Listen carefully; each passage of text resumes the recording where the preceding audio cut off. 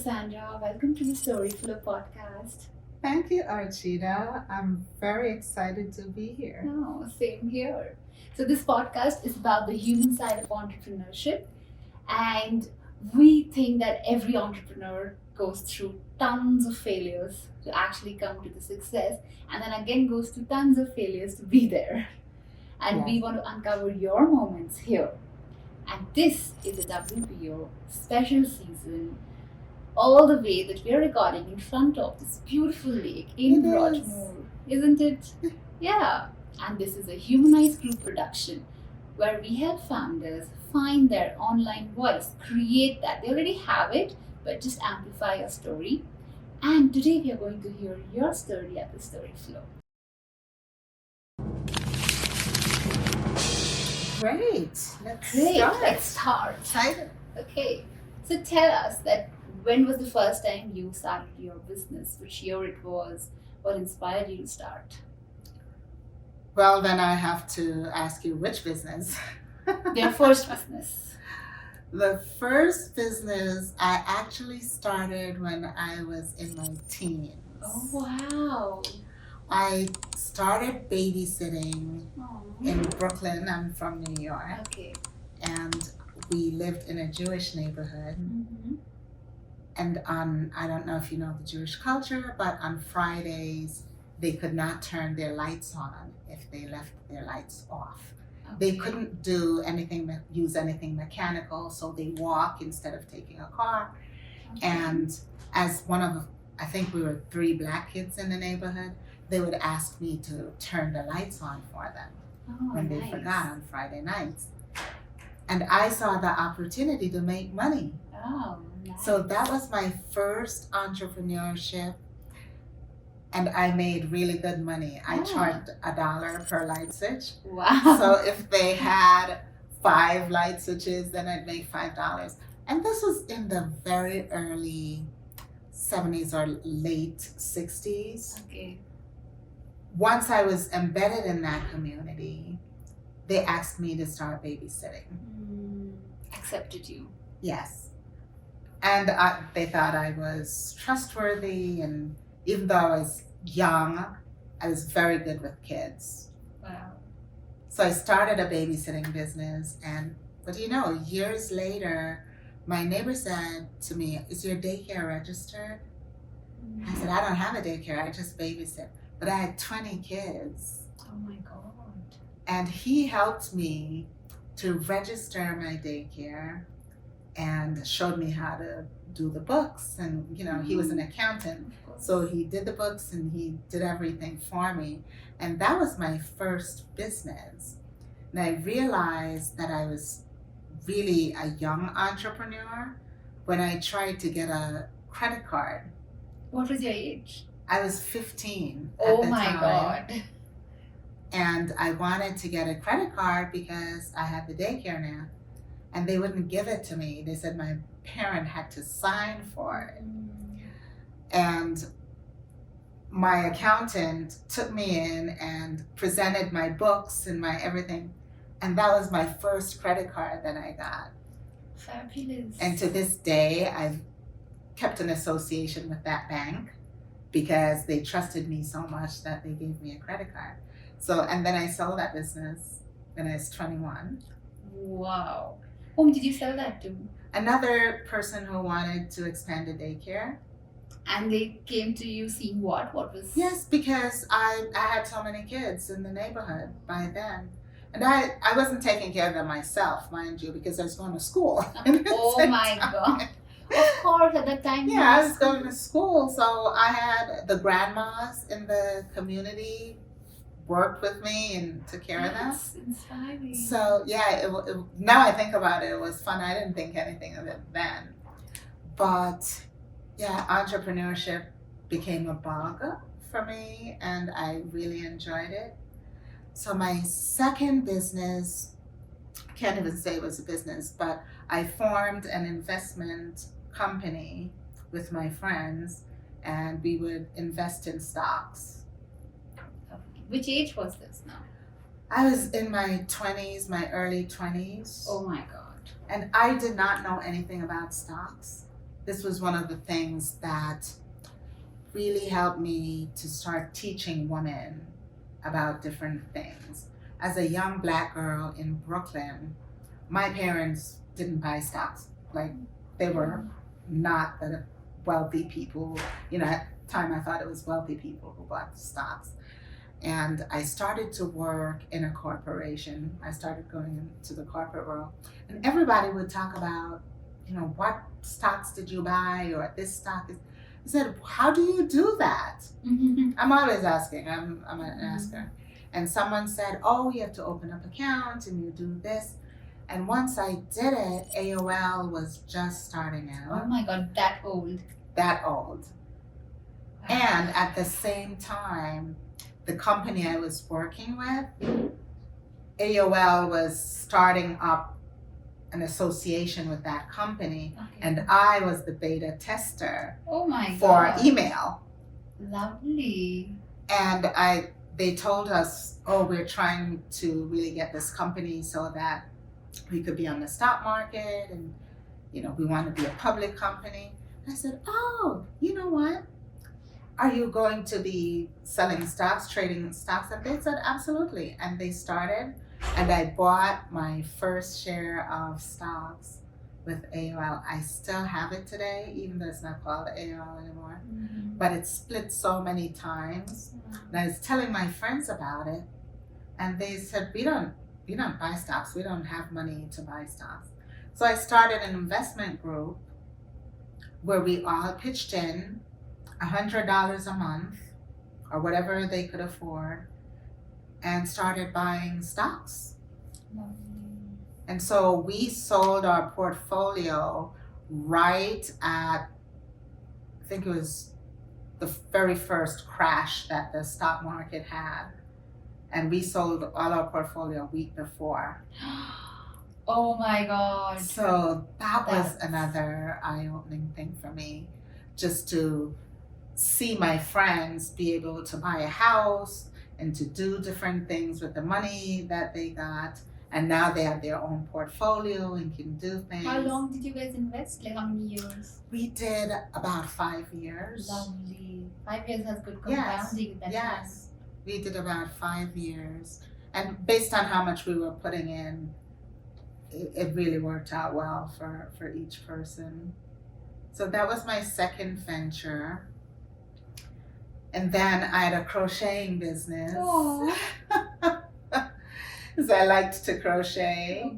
And I would create little baby layettes, like for their christening or their different activities. But that one I just stopped. I got tired and I stopped. Because it's difficult to scale up if you don't have that kind of people doing it. Yes. And I went fully into the corporate world at that point. I worked in retail, which is a low-paying industry, but it teaches you a lot. Right, it does.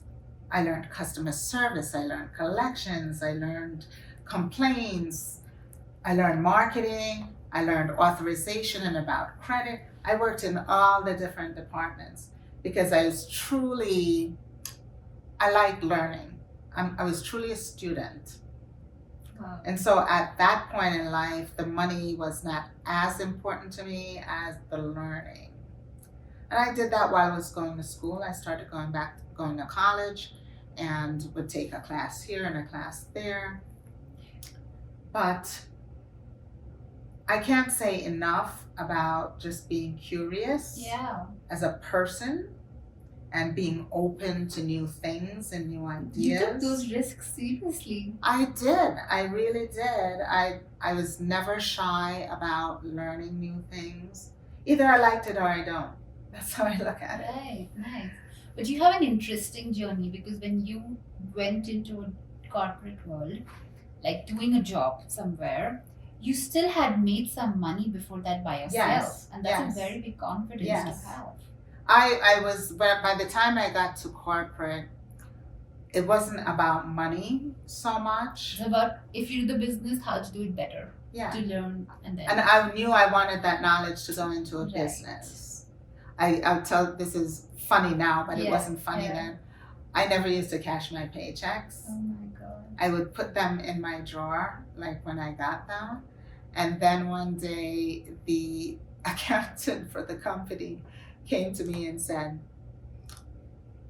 Are you getting paid? Are you getting your paychecks? And this is before direct deposit, right? It's in the 80s. And I said, yeah, I get my paychecks.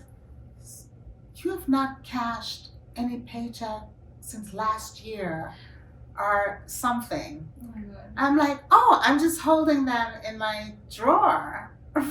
I need them. Oh my, the due date, it had a due date, right? They had a year. Oh, okay. They had a year on it. And so I didn't even think about that. So I just get them and I put them in my drawer. And they're like, would you please cash your checks? But I didn't know enough about money. I knew I had enough money to go to work and to do the things I wanted. Because from you my made that money. Yeah. So this money was just really additional money. I didn't know how to really fully invest the way, except and be, disbanded the group. But that was a learning that I should cash my checks, put it in my account. Mm-hmm. Because if the company went bankrupt, Oh my God. I'd have no money. And you'd be like a fool. Yes. So that was a big learning for me. But I don't think so. Most people do that. So that's a very specific learning for you. It is, but there are people who don't cash their checks. We'll take it and we'll hold it. At When least they back do. then. Yeah. Back then. This is a long time ago. Right. We didn't have that knowledge. And if you don't have money knowledge about finance, you really don't You don't. do that. I know. So that was a big learning. And then I left retail and I went to financial services. Wow. And that's where I think the majority of my learning really happened. I started out as a secretary in financial That's services. a very good job to do because you learn It is everything. the best I job. know. It wasn't the best money, I know. and it wasn't the best from a promotional position. Right. But I learned so much being a secretary. Everything has to pass your desk. Everything for your boss has to come to your desk. You get to see it. You get to learn from it. Yeah. And I was working for a VP, like a vice president that had maybe 100 people reporting to him. So I got all that information on my desk and downloaded all of that. And I made a deal with my boss that the very first management position that became available, that I would take it. Wow. And he told me I had to hire my replacement because I was such a good secretary, which I did. And then I started moving up in the corporate world. I did marketing, I did strategic planning, I started out in analytics, which I still love today. Just everything on the customer side as well as on the merchant side. So after 9/11, I was working downtown in the building attached to the World Trade. Oh my God. And I just knew I wanted to do something else. It was just a signal for me, like, Get up and go out. yes. And even more impactful was that I should have been in that building in the morning, and I missed my bus Oh my God. and did not get to the building. So everyone thought I was at work. I was never late, first of all. I was never late. I always at work before 7:30, 8, and everyone thought I was in that building. And it was really emotional when I realized how close we lost a lot of friends in 9/11. And it's very impactful. It is, and tomorrow is not promised. It's right? not. That was the big thing for me. Like, I was here today, and by the grace of God, I decided to miss my bus because I wanted to go vote. And my life changed because of that. Oh my God. And I remember thinking, sitting in my backyard, and I lived close to Kennedy Airport, so all the flights were coming in and landing, and they were coming over my backyard. And I said, I don't want to go back to corporate. Why am I doing that? And this is the human side of us speaking now, is why am I doing that? What do I want to do with my life? If I were to die today, which was very possible, what are the things that I would not have done with my life? And the biggest one was go back to having my own business. Did you know what kind of business would you do? I can't say I knew exactly. I had an idea that I was fleshing out while I was in corporate. And it happened with the woman who became my business partner at the We were sitting down one day, and this is back in the late 1999, 2000s.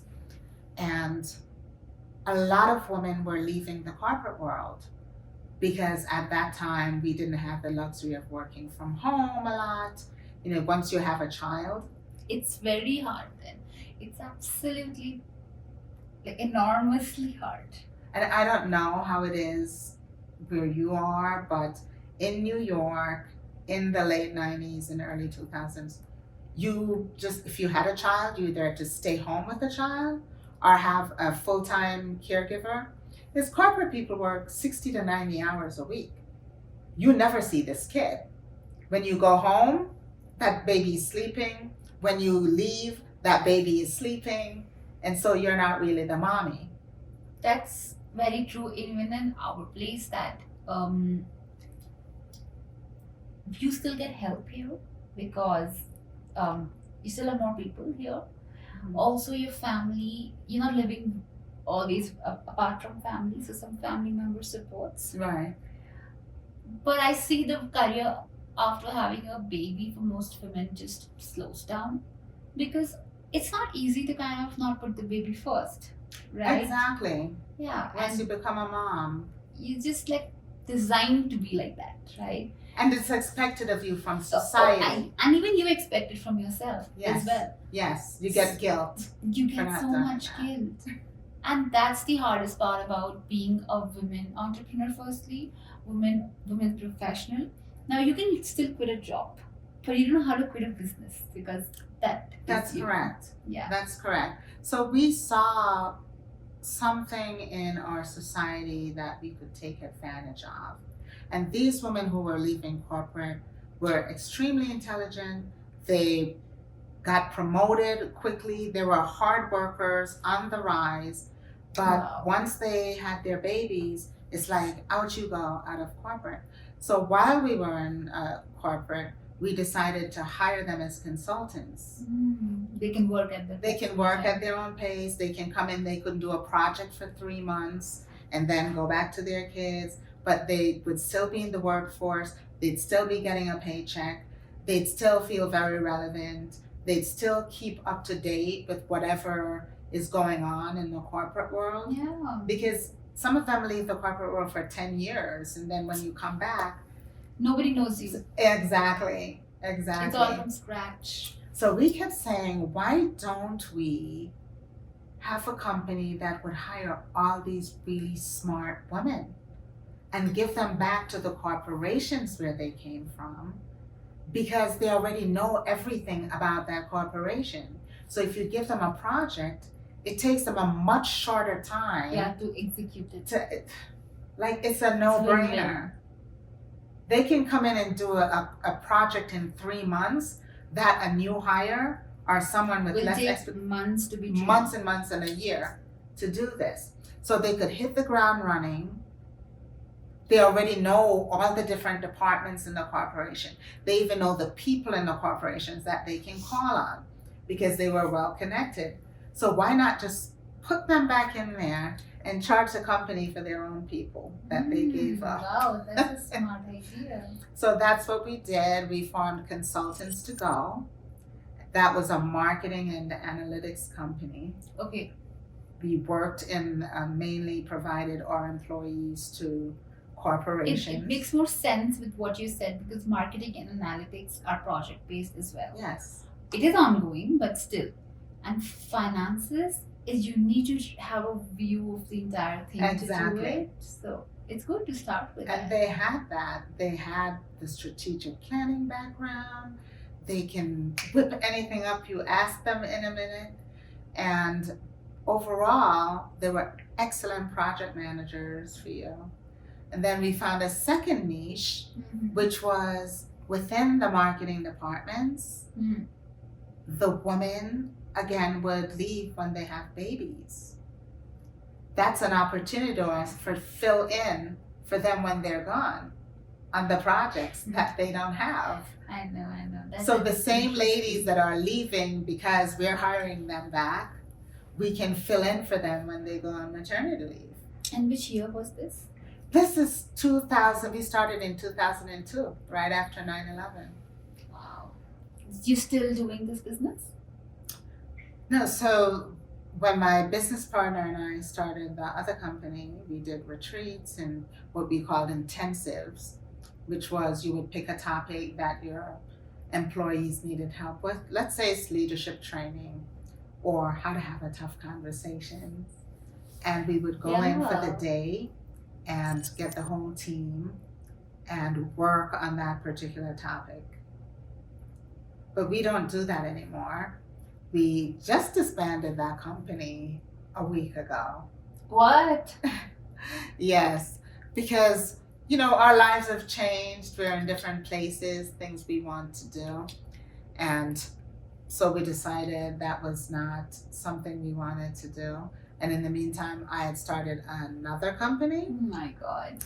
Which is helping women form their advisory boards, which is what I do now. Cool. And I got that idea because the accountant who helped me when I was younger, he actually formed a board of people that was helping me with my daycare. Nice. And I always had an advisory, someone to help me or advise me throughout life. And as soon as I started that, my consultants to go, I formed an advisory board. And not only did they help me grow that company, but to sell that company. I could not have done it without them. They helped me build the company to sell it, which was what Peggy and I wanted. And we succeeded. Wow. So now I help other women. You had so many acquisitions, sale. Wow, that's good. It's just my nature. I think I'm an entrepreneur at heart. You're a serial entrepreneur. Yeah. Just keep on doing something. Yeah, and I think every one of us can easily do that. We don't think about it. We do attach to our business as well. That's the thing as well. We do get attached. I was never that attached because my goal was to sell it. Oh, that's what you started with that intention. Yes, and so that was what I wanted. I knew that was going to be my pension plan, so let me build this thing and sell it, and then I could do whatever I wanted. How did you build this mindset? Because it's. I've been thinking about it. I've always been thinking about it because, and I'm not even joking. My grandmother had a 6th grade education, and she stopped school when she was 12 years old. Oh my God. Because her mom passed away and she had 3 siblings to take care of at 12. And so she didn't like the people who were taking care of her. And she went to work. She stopped school and went to work. And she was the person who kept saying to me, you have to be the owner of your own life. And that's, you have to have a career. And she's very good with her hands. She was a seamstress, she baked, she did all these things. As long as you can work with your hands, you can do something. You can always help yourself. That's such a You could do it with your brain, and that might take a little bit more education and a little bit more level of knowledge that you have. But as long as you have 2 hands, your brain will tell you how to utilize that to help someone. That's beautiful. And it doesn't matter if it's, people will always need help. This is what she said. There's nothing like a menial job. Oh yeah, that's such a... People will always need help with something. And if you can provide that help, you always have a job. That's beautiful. Like nobody says that because they say that get better jobs. But there's nothing better, right? Well, if you look at it from her perspective, she's using the tools she has, Yeah. right? At 12 years old, she had to go work in the fields or clean or do things that her hands could do to make money. And as she got older, she was a seamstress and she had her own business sewing. She would bake cakes, and I grew up seeing that. Mm-hmm. And It I matters. never wondered about it. I just took it. This is what you do. You do your own thing and make your own money. Wow, that's wonderful. So you've come a long way. Like, Oh yes. Oh yes. I, It doesn't I'm- seem long to me. It just seems that's my life. It doesn't Yeah. really seem long. It's just the road that you travel, Mhm. and you do different things on that road, and now you take a turn in that road at certain times in your life, and that's just how to live my life. I think you have celebrated yourself as well a lot. I don't celebrate Oh myself my as god, much. but you come out as that because while you're talking about your experiences, you embracing that so much. So I don't stop to celebrate um, things. that I you really should, don't. that It's you should. horrible. Even when we had the business and we got like a big, I was the worst one at celebrating. It's like, okay, now you got it. Let's move on. And this is, that was a goal. We made our goal. Thank you, and let's move on. And only later on, when I started getting coaching in WPO, being in WPO, and they taught us you really should celebrate these Mm. milestones in your career. And I'm like, oh, you know what? That is true. We worked really hard together. My team worked really hard Of together. course. And I should show them that I appreciate it. And so we would have dinners or we'd go to a play, like do something That's so nice. to appreciate. But I'm the worst one even to today.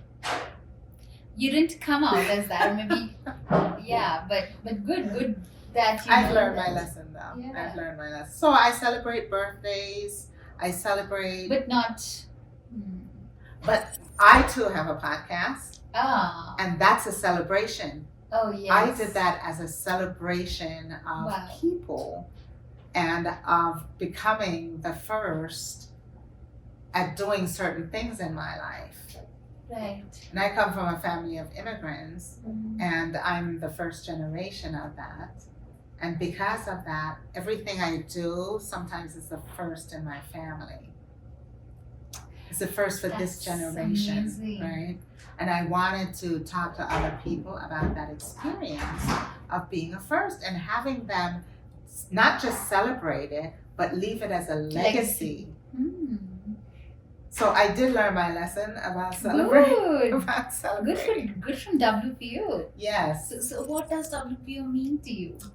WPO is the Women's Presidents Organization, which you know that by now. I started in WPO maybe about 20 years ago. Like as soon as my business, I found out, and I'm drifting in my no. thought. I found out about WPO just in a haphazard way. And I saw these women one day, and I'm gonna go even a step back. Mm-hmm. Before we made $1 million, Peggy and I, we're just working hard. It was just the two of us. And there was this program called Make Mine $1 Million that Nell Merly, started. And she's the woman who started Take Your Daughters to Work Day in the US. And she recognized that women under $1 million really struggled in the US to get to the $1 million mark. So you're really not making a lot of money No. at $1 million. That's You're really not. You have expenses when you take Yeah. all of that out. That's You're just barely taking home a paycheck, surprisingly. And so she wanted to give women the opportunity and the resources to get them to that $1 million. So when I was in Nell's program, I found out about WPO because I kept asking, well, okay, when we get to the $1 million, are you kicking us out of the program? And she said, well, I would have fulfilled my job of getting you to the $1 million mark. And someone else told me there are these women, there's a group that you have to be at $1 million as a woman to get into, $1 million or two, depending on your service industry. And I said, I want to do that. I want to get there. That's the going to be my eligibility goal. helped you. Yes, I said, I want to get to a goal. And Peggy and I are very much in sync on these things. And we made it to $1 million. And the minute we did, we signed up with WPO. Lovely. And I've not regretted it, because you're in with like-minded women who are really working hard, trying to grow their businesses or support their families. And you have a different conversation with women. Of course, like a sisterhood. Yes. You know, we have very similar things. Maybe your spouse don't want you to be working or having a job, or you're making more money than your spouse now, or you have to travel and you can't see your baby as much, and you know, all those guilt things. The personal sides infringes on the business side. Nice. And no one taught us how to grow a business and how to manage people, or unless you came from the corporate world where you did that. No one taught you how to do that. So WPO was a place where we came to get information. We came to get confirmation that what we're doing is okay. Yep. And we had sisters to talk to Wow. about the things we couldn't talk to with men. You need that. We were sitting in a room, a lot of us with all men, when we go to our meetings, and wonder, how do they treat you as a woman? Do they ignore you? Do they talk over you? All the regular things that... And you can't talk about this to friends and family who don't get it. Exactly. And you can't talk it about to the men either. Oh, yeah. So you keep it inside, and you really can't say it to your employees, because you're sending some of them as women to go be in that position. That's so true. So you need to speak to someone else who's going through it and come up with strategies on how do we offset this? How do we still go in and ask for a contract? How do we still sit in a boardroom full of men and ask them for business? And WPO helped you with that. Absolutely. That's great. And it teaches you all the other foundational things in your business. Leadership. You're now a female leader. You're a CEO of a company. What are the things you need to understand about your team, about yourself as a leader? That's important to know. It's good. It has been like a formative year development for you in leadership. Yes. Yeah. And I've not left since, because 20 years you said. You're either learning. I'm always learning. Look at this workshop, the workshops we had this year. I'm always learning something, and then I'm a position of giving back. So now I run some of the workshops. Yeah, I remember seeing. I was there. Yes. So now I'm just in a different role of helping the ladies and mentoring some of them that need the mentoring. I'm also what you call a chapter chair, which means there are chapters in WPO. In New York, we have 5 chapters of women, women business owners. I run 2 of those chapters. Wow, and it's really facilitating their meetings, seeing what they need as business owners, getting them the expertise through speakers or people presenting, or getting that topic to them. Or we do retreats where we just immerse ourselves in a particular subject. And it's great for them. And I really enjoy it, because now I went through a lot of that. So now I can easily support them in giving it back. Fabulous. Yes. Seems it's a great place to be. This is the last question. Okay. Little Sandi did not know that she's gonna come so far. Like, this is what she's gonna do. Is there something you want to tell her that she should have known or done to make her journey easier? I'm going to say no, because little Sandi got told by her grandmother that she can do anything. Wow, that's a beautiful answer. Yes, little Sandi always knew that she had the potential to do more. Even if I didn't have it at the point, or my parents couldn't afford it, to give it to me at the time. I knew how to go out and get it on my own. So I was never in a position where I felt like I couldn't succeed. Maybe I wanted to find out what would I succeed at doing. You kept on going. What would I do best? I'm good at trying things. I'll try it if I say, oh, I could make money designing clothes, which I did in my high school. I would decorate my jeans with sequins and my jackets and sell it back to my classmates. Oh my God. And if that didn't work out, or I found out it was taking too long, I'd just go try something else. So I never had the mindset of, you can't do it. Do it. I might do it and I might fail, and I never use that word fail because it's just a learn. learning for me.